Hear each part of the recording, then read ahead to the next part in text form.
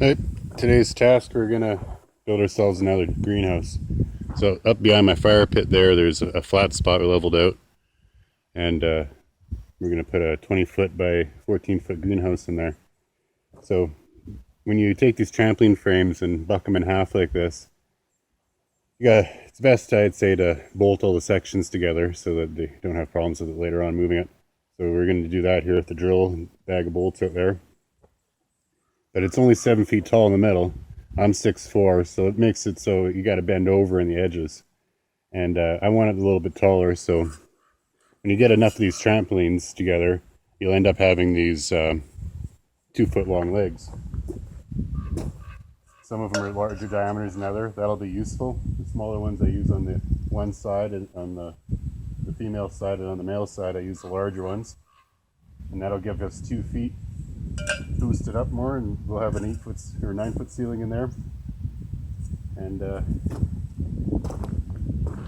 we'll make it so taller people like myself can move around in there a little easier, and more room for the heat to rise up away from your plants if it gets too hot in there in the day. So we'll go ahead and drill one of these together and bolt it up, show you how that works. I got a grinder out here and a big hammer, and it's going to take a little manipulating to get these 2-foot legs on there, but we'll get it on. And well, here we go.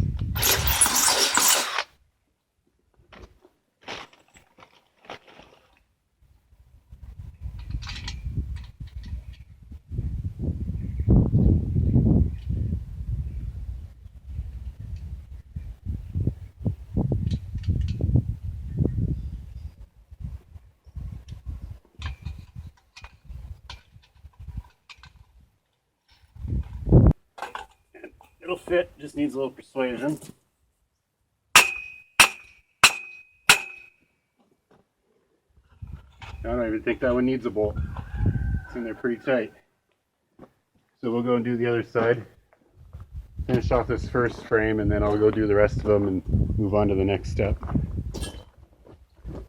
Of the two sizes of 2-foot leg pieces I have here,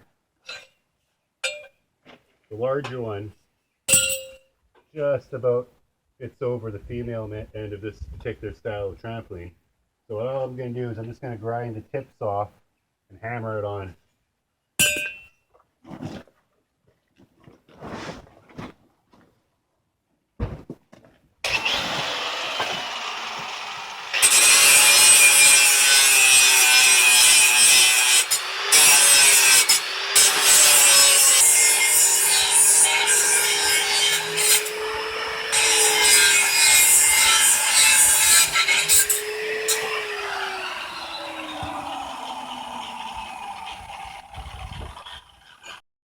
Oh, my phone keeps dying, so you didn't get to see the last bit of me pounding that 2-footer on there.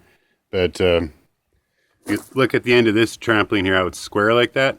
That's the other half of, I've actually got 2 trampolines that style. And that's what I was grinding off, is just the corners of that square piece. And you just ground it down until I was able to bend it around enough. You grind it right through, so you got like 4 tabs like this and 2 like that. And you just bend them in until you can get your pipe over the end, smash it on there, and that'll be good. We'll use rebar pegs pounded into the dirt, and these will just slip right over top of that. And that'll be what basically keeps it straight in the ground. And we'll put some ridge poles and some braces and some wiggle wire strips and some posts and all kinds of steps left. But I'll let this battery charge up while I put the rest of these frames together, and we'll catch you on the next step. Here we have a different style of trampoline. It's got a more of an oval connector than the other one had more of a square connector. So my medium-sized pipe, I got these ridge poles here, a busted one, but that I was thinking about using them for ridge poles, but they're the safety net enclosure poles. They're a little skinnier, and they fit in there all right, but they're kind of skinny. So I used my smaller leg pipe, the medium-sized pipe there, and I cut a slot in it. This pipe was the closest to fit. The other side, the male end, it's large enough to fit a pipe right in there. I don't have to modify it. But this one, I cut a slot and I hammered it into nearly an oval, and to the point where it'll fit in there, and I'll just hammer it in. This one will get a cross bolt, just because it'll only be a little bit holding on to this one.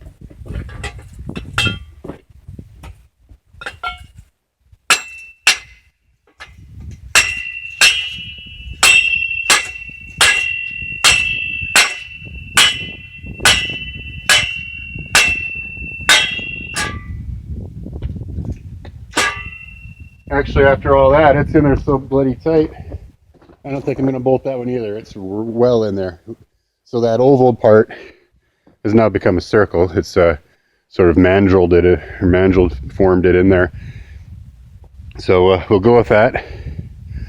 And the other side here, I got a pipe that'll fit right in there, so I don't have to worry about that. But we'll hammer on that other corner piece, and we'll be further along.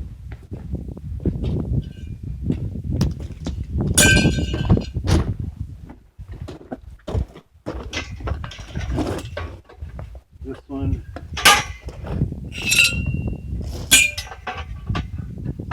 Yeah, that one will go right in there. So that'll be no worry.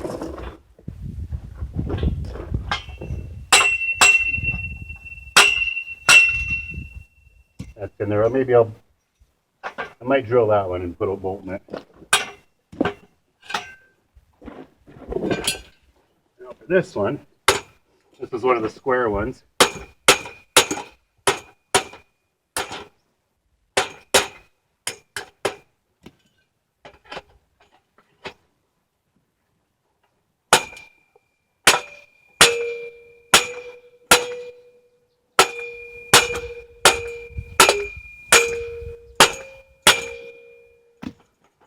Pretty tight. No, maybe not. I'll drill that one and put a bolt in there just so it's more permanent. But they're getting in there.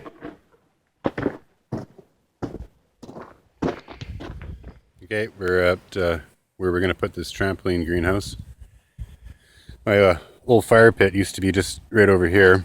We moved it off to the side and we're level out this area. So you'll see on the 4 corners I've painted some rebar pegs orange there.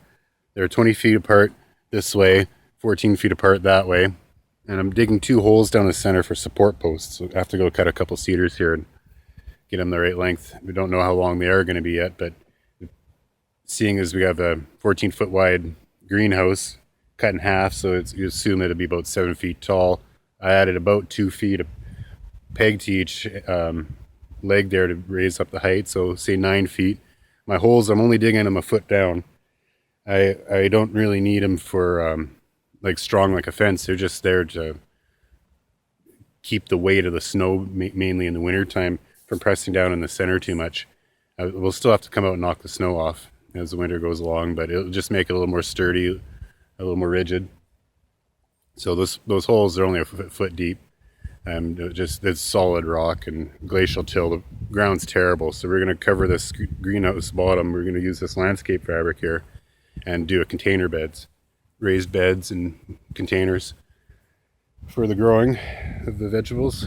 So I'll go and bar out the rest of this last hole there, and then we'll just have to stretch this fabric across and peg it onto these, cut some holes and pop it over these pegs, put the rest of the pegs in. I should have just about enough for all 12 legs. There's 3 trampolines, so 6 sections. So that makes 12 pegs. And we'll continue from here.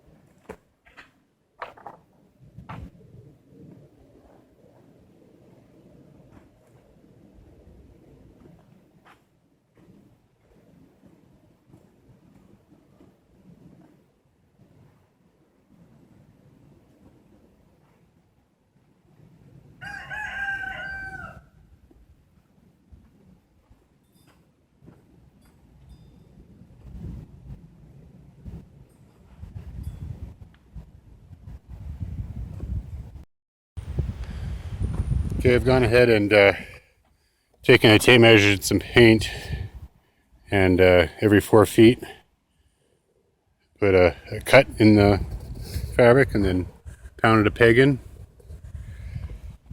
And these will be, just sort of keeps our bases straight until I can get some more boards and stuff on.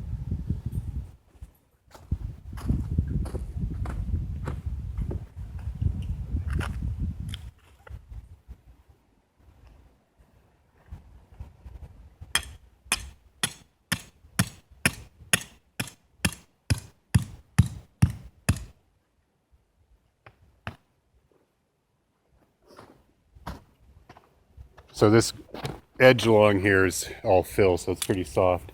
These pegs, all they're really meant to do is just like a tent peg, just keep the leg of the pole, bottom of the pole from flopping around too much.